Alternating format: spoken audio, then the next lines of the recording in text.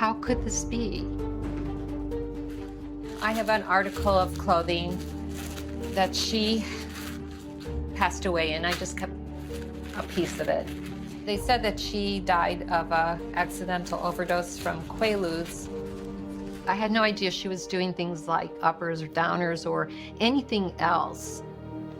I was surprised in a way, but I also knew her behavior had changed over the past year since she was in Playboy. There was more questions than answers. It was absolutely possible there were major drugs in the mansion.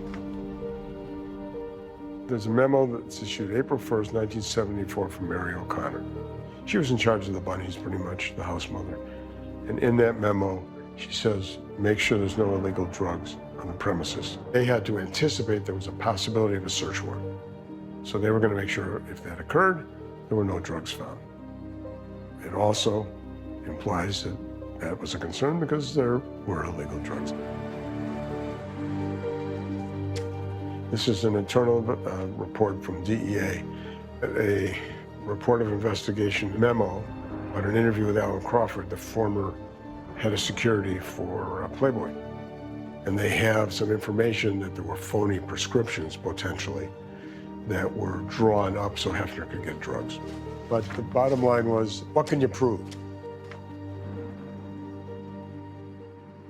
Hef pretended he wasn't involved in any hard drug use at the mansion, but that was just a lie.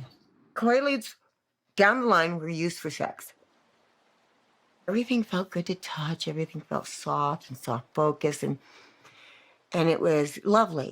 Usually you just took a half. Now, if you took two, you'd pass out.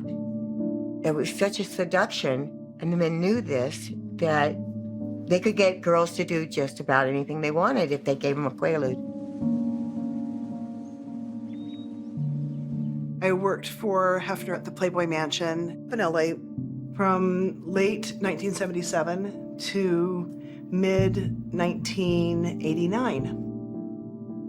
Quaaludes were, we called them the leg spreaders, you know? I mean, and I don't know that I want to get that crude, but that is what the whole point of them was, you know? They were a necessary evil, if you will, to the party. We would have prescriptions in some of our names. There were prescriptions in Sandra's name, and Hef's name, and my name. There was a prescription in Mary's name. We kept a desk calendar that just would say, you know, Lisa's Q, or Hef's Q, or Sandra's Q. That enabled certainly 4, and sometimes 5 different prescriptions for the same medication to feed the machine. And all of those went where? To Hef's bedroom, to his personal drawer. He had a drawer that none of us had access to. We gave them